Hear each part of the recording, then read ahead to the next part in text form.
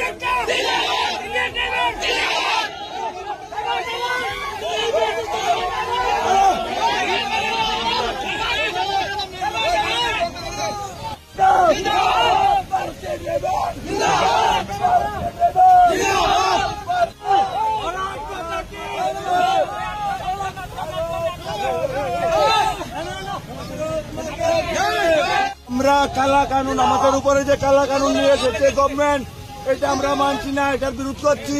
আর আমাদের যে 29টা দাবি রাখা আছে গভর্নমেন্টের কাছে, ওই দাবির জন্য আমরা আজকে র্যালি বের করছি।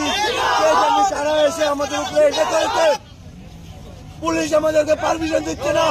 আজকে 1 সপ্তাহ ধরে পুলিশের পেছনে ঘুরছি, পারমিশন দিচ্ছে না, বলতে ভেজাল আছে। কিসের ভেজাল ভাই? আমরা তো ভারতীয় নাগরিক, আমাদেরকে কে রক্ষা করবে? তাহলে আমাদেরকে পারমিশন দিচ্ছে না কেন? মানে আপনাদের কোন সংগঠন থেকে আজকের এই আন্দোলন? All driver all pair association